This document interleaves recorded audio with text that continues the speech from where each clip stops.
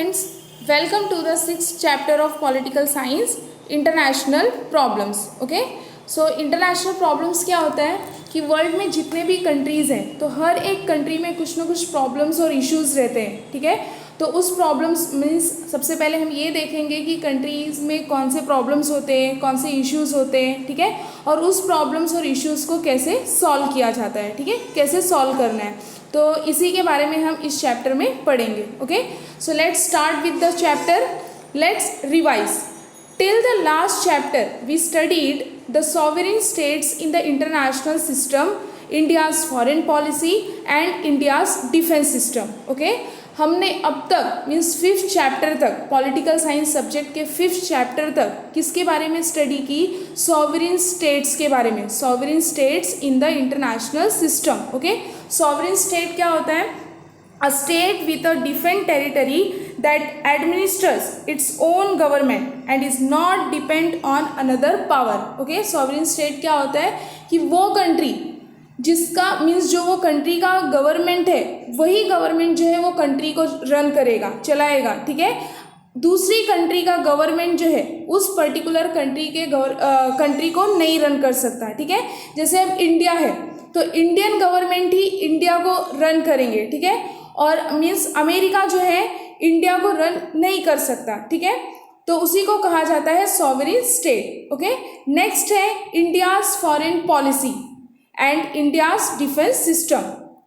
Next, we also studied the objectives of the United Nations. हमने United Nations के objectives के बारे में भी study किया. ठीक है, next in this chapter we are going to study some important international problems. और ये chapter में हम क्या पढ़ने जा रहे हैं?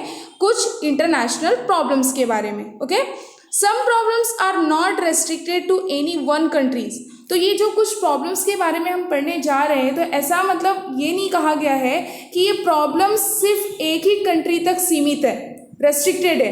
ये इसका अफेक्ट जो है, प्रॉब्लम्स का अफेक्ट जो है, अगर एक कंट्री में प्रॉब्लम आता है तो उसका असर दूसरे कंट्री पे भी पड़ता है. ठीक है, तो क्या कहा गया है? Some problems are not restricted to any one country. They affect many countries and eventually all the countries of the world. Means एक भी कंट्री में अगर प्रॉब्लम्स और इश्यूज है तो वो उसका असर जो है दूसरे कंट्रीज़ पे भी यानी मेनी कंट्रीज़ पे भी पड़ सकता है. या फिर हम ये कह सकते हैं, ये कहा गया है कि वर्ल्ड में जितने कंट्रीज़ है सबके ऊपर वो प्रॉब्लम का असर पड़ सकता है. ठीक है, तो ये जो प्रॉब्लम्स होते हैं किसी भी कंट्री में अगर प्रॉब्लम हुआ तो ये सिर्फ एक ही कंट्री तक रेस्ट्रिक्टेड नहीं रहता, सीमित नहीं रहता. ठीक है, वो उसका जो असर है, अफेक्ट है, वो बहुत सारे कंट्रीज़ के ऊपर पड़ता है. ठीक है, next, these problems that affect the whole world are called international problems. और यही प्रॉब्लम्स जो पूरे वर्ल्ड पे मीन्स वो प्रॉब्लम का इफेक्ट जो है, अफेक्ट पूरे वर्ल्ड पे पड़ता है, उसे ही कहा गया है इंटरनेशनल प्रॉब्लम्स. ठीक है, next, in order to solve these international problems all nations need to make joint efforts. और सिर्फ एक ही पर्टिकुलर नेशन अगर ये प्रॉब्लम को सॉल्व करता है तो उससे नहीं हो पाएगा. इस प्रॉब्लम्स को, इंटरनेशनल प्रॉब्लम्स को अगर सॉल्व करना है तो ये ज़रूरी है, मीन्स नेसेसरी है कि सारे नेशंस मिलके, सारे कंट्रीज मिलके इस प्रॉब्लम को सॉल्व करें. ठीक है, next, in this chapter we shall therefore study problems related to human rights, environment and terrorism. और इसलिए इस चैप्टर में हम किसके बारे में स्टडी करेंगे? Problems related to human rights. Okay, human rights से रिलेटेड प्रॉब्लम्स को स्टडी करेंगे. नेक्स्ट है एनवायरनमेंट, कि कैसे जो है एनवायरनमेंट को सिक्योर करना चाहिए. ठीक है, और लास्ट वन क्या है? टेररिज्म. ठीक है, तो इस चैप्टर में ये मेन इंटरनेशनल प्रॉब्लम्स है, इसके अलावा भी और भी प्रॉब्लम्स हैं. ठीक है, next, even the questions of refugees, ये अनदर प्रॉब्लम मीन्स रेफ्यूजीज का क्वेश्चन. रेफ्यूजी किसको कहते हैं? कि अगर जैसे कि हमें अपने कंट्री को ज़बरदस्ती फोर्सफुली अगर छोड़ के किसी और कंट्री में जाके सेटल्ड होना हो तो उसे ही कहा जाएगा रेफ्यूजीज. यानी हम अगर यहाँ पे इंडिया को छोड़ के कहीं पे मतलब अफ़गानिस्तान या पाकिस्तान या फिर कहीं और चले जाते हैं, अमेरिका चले जाते हैं और वो भी हम अपने इच्छा के अनुसार नहीं जा रहे, ठीक है। हम अपने कंट्री को अपने विल से नहीं छोड़ रहे, अपनी इच्छा से नहीं छोड़ रहे, ज़बरदस्ती या तो हमारे ऊपर अत्याचार हो रहा है इसलिए हम फोर्सफुली छोड़ के चले जा रहे हैं। तो हम जिस भी कंट्री में जाके सेटल्ड होंगे तो हम रेफ्यूजीज कहलाएंगे, ठीक है। तो अनदर प्रॉब्लम क्या है, मीन्स मेन प्रॉब्लम है इंटरनेशनल प्रॉब्लम ह्यूमन राइट्स का, ठीक है, एनवायरनमेंट और टेररिज्म। अनदर प्रॉब्लम क्या है, रेफ्यूजीज का, ठीक है। Even the questions of refugees are now assuming global proportions, okay, hence we shall consider this issue as well. और इसलिए हम रेफ्यूजीज के बारे में भी इस चैप्टर में पढ़ेंगे, ठीक है, कि कैसे उनको प्रॉब्लम फेस करने पड़ते। अगर वो दूसरे कंट्री में सेटल्ड हो जाते तो सबसे पहले लैंग्वेज का, वहाँ के कल्चर का, ठीक है, ये सब का प्रॉब्लम होता है। तो रेफ्यूजीज को बहुत सारे प्रॉब्लम फेस करने पड़ते हैं, तो हम आगे के पार्ट में पढ़ेंगे, ठीक है। Next, human rights. अब हम सबसे पहले देखते हैं human rights, okay. The concept of human rights has emerged from the concept of natural rights. तो ये जो ह्यूमन राइट्स का कॉन्सेप्ट है ये किस में से emerged हुआ है, emerged का मतलब क्या होता है, उत्पन्न होना। किस में से हुआ है, कॉन्सेप्ट ऑफ नेचुरल राइट्स में से, ठीक है। Natural rights are those rights that we are endowed with because we are born as a human beings. Human beings का मतलब क्या होगा, इंसान। मतलब हम किस रूप में बॉर्न हुए हैं, ह्यूमन बींग्स, हम इंसान हैं, ठीक है। तो नेचुरल राइट्स किसको कहा गया है, are those rights that we are endowed with. Endowed का मतलब क्या होगा, संपन्न होना, यानी प्रोवाइडेड, जो हमें मिला है, ठीक है, जो कुछ भी हमें मिला है, क्योंकि हम कैसे बॉर्न हुए हैं, as a human beings, okay. Natural rights are those rights that we are endowed with, means in born, God ने हमें बॉर्न किया है, ठीक है, और हमारे अंदर जो है बहुत सारी क्वालिटीज़ हैं जिससे हम पूरी तरह से संपन्न हैं, ठीक है। हमारे अंदर वो क्वालिटीज़ भरा हुआ है, उसी को कहा जाएगा नेचुरल राइट्स, ओके। क्यों, because we are born as a human beings, okay. Next, in the same vein human rights are those rights that are necessary for living as a human being and as a constituent of society, okay. Natural rights तो हमने पढ़ लिया, और ये human rights का concept जो है वो नेचुरल राइट्स के कॉन्सेप्ट से ही इमर्ज्ड हुआ है। तो नेचुरल राइट्स क्या, जिससे हम जो है इनबॉर्न हमारे अंदर है, जिससे हम संपन्न है, ठीक है, क्योंकि हम क्या है, ह्यूमन बीइंग है। तो उसी सेम वेन में, वेन का मतलब क्या होता है, नस, ठीक है, नर्व्स, उस वेन को क्या कहा जाता है, नर्व्स। Human rights are those rights that are necessary for living. तो ह्यूमन राइट्स वो एक ऐसा राइट है जो जीने के लिए ज़रूरी है, नेसेसरी है, ठीक है, एज अ ह्यूमन बीइंग, क्योंकि हम इंसान हैं। जैसे नेचुरल राइट्स ज़रूरी है वैसे ही ह्यूमन राइट्स भी हमारे लिए ज़रूरी है, ठीक है। And as a constituent of society, constituent का मतलब यहाँ पे क्या होगा, मेंबर, हम सोसाइटी के मेंबर हैं, हम ह्यूमन बीइंग है, इसलिए हमारे जीने के लिए ह्यूमन राइट्स भी ज़रूरी है, नेसेसरी है, ठीक है। Next, the American and the French revolutions proclaimed. Proclaim का मतलब क्या होता है, अनाउंस करना, ठीक है। जो 8th स्टैंडर्ड में आप सभी ने पढ़ा होगा अमेरिकन वॉर ऑफ इंडिपेंडेंस और फ्रेंच रिवॉल्यूशन के बारे में, ठीक है। So the American and the French revolutions proclaimed liberty. Liberty का मतलब क्या होगा, फ्रीडम, ठीक है। Equality means as a human being हमें फ्रीडम मिलना चाहिए, ठीक है। इक्वालिटी, चाहे मैन हो, वुमेन हो, रिच हो, पुअर हो, सबको इक्वली ट्रीट करना चाहिए। नेक्स्ट है फ्रैटर्निटी, हम एक ही सोसाइटी में रह रहे हैं, एक ही देश में रह रहे हैं, तो हमारे बीच जो है भाईचारा होना चाहिए। फ्रैटर्निटी का मतलब क्या होता है, भाईचारा, brotherhood, okay. And justice as human rights. तो अमेरिकन और फ्रेंच रिवॉल्यूशन ने क्या अनाउंस किया है, liberty, equality, fraternity and justice as human rights. ये सब क्या है, ह्यूमन राइट्स है। ऐसा प्रोक्लेम अनाउंस किया है, लिबर्टी, इक्वालिटी, फ्रैटर्निटी और जस्टिस, ये सब क्या है, human rights, okay. Next, the idea that in order to realise these rights a democratic form of government is essential was strengthened.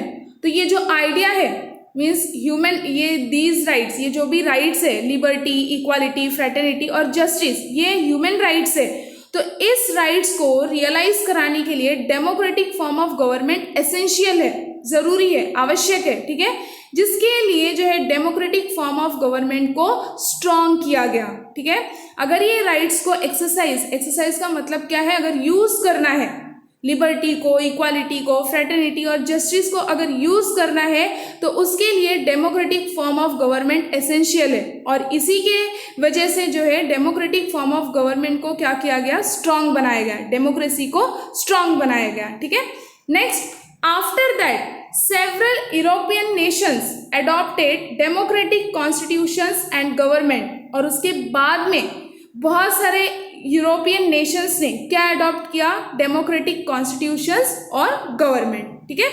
Next, this broad limits on the authority of the state. Authority का मतलब क्या होगा, power. जैसे अगर country के पास power है, government के पास power है, तो वो उसका मिसयूज भी कर सकता है, ठीक है। लेकिन ये डेमोक्रेसी और मजबूत बनी, स्ट्रांग बनी, democratic form of government establish हुआ, जिसकी वजह से स्टेट के अथॉरिटी में मीन्स स्टेट के पावर में कुछ लिमिटेशन आए, ठीक है, ताकि वो अपने पावर को मिसयूज ना कर सके, okay. Next, the main responsibility of the state came to be understood to be the protection of citizens right. तो citizens right means protection of citizens right, ये मेन रिस्पॉन्सिबिलिटी समझ में आती है किसकी, स्टेट की, ओके। स्टेट या फिर हम कंट्री भी बोल सकते हैं। कंट्री की मेन रिस्पॉन्सिबिलिटी क्या होती है, protection of citizens right, okay. Next अब हम देखेंगे rise of the concept of human rights in international relations, okay. International relations में ह्यूमन राइट्स का कॉन्सेप्ट राइज होना का मतलब क्या होगा, उसका ग्रोथ होना, ठीक है, और ज़्यादा बढ़ना, ठीक है।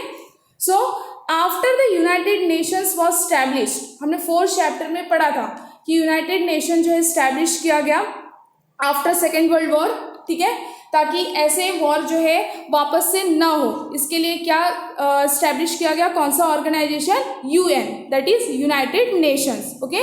और यूनाइटेड नेशन जो है कब स्टैब्लिश किया गया था, 24 अक्टूबर 1945 में, ओके।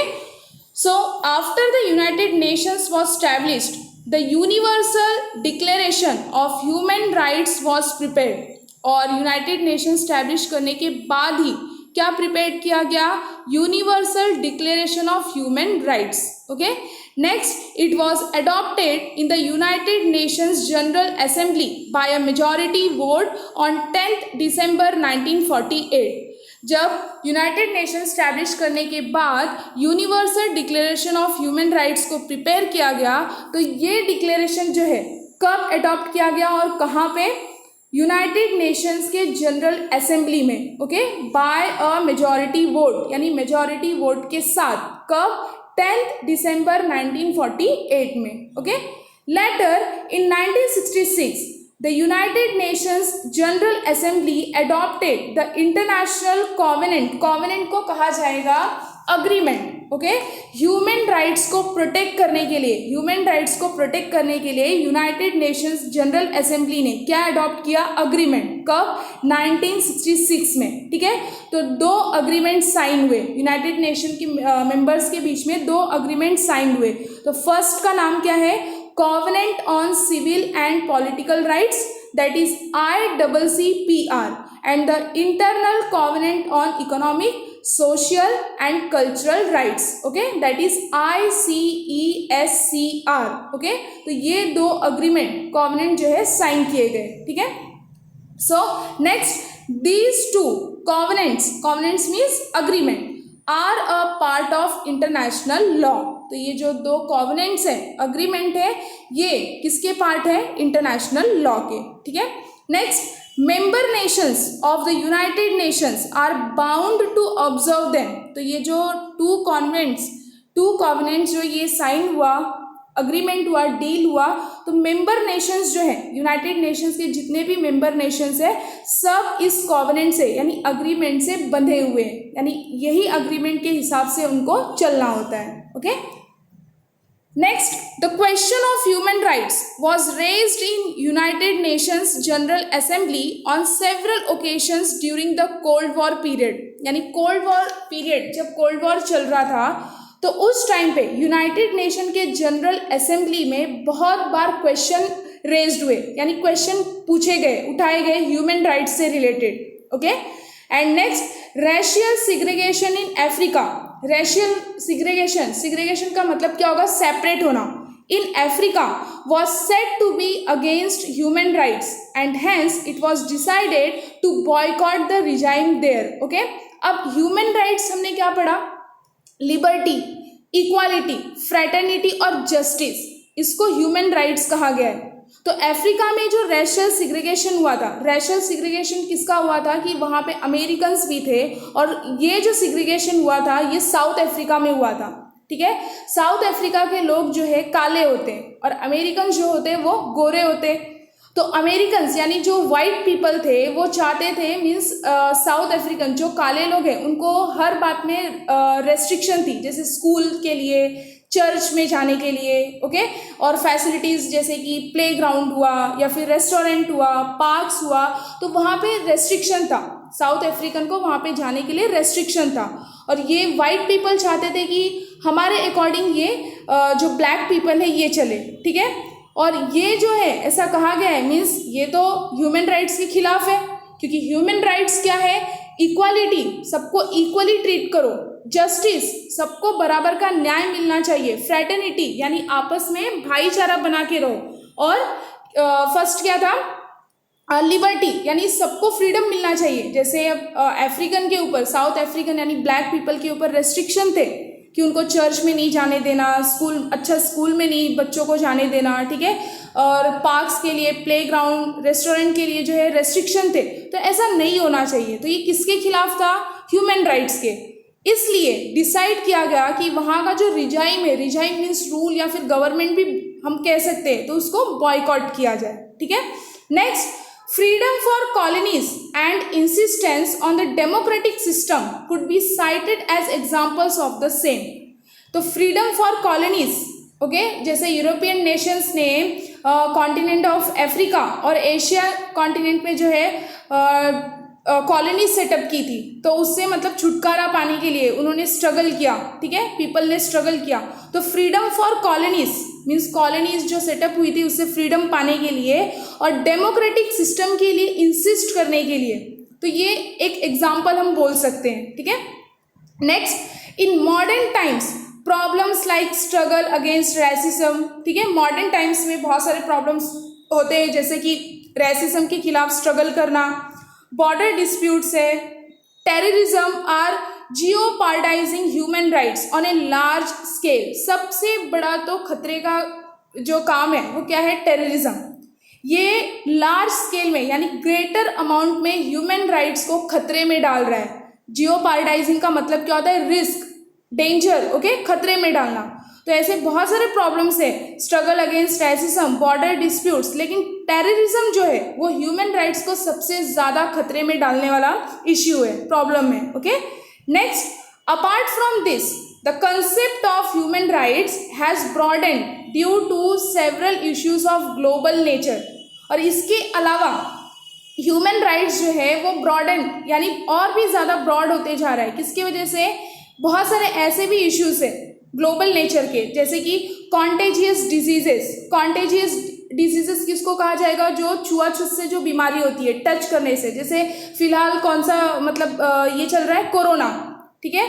तो अगर एक पर्सन दूसरे पर्सन को अगर डायरेक्ट कांटेक्ट में आता है तो वो डिजीज उसको भी हो जाएगा टच करने से, जिसको हिंदी में क्या कहा जाता है, संक्रामक रोग, ठीक है।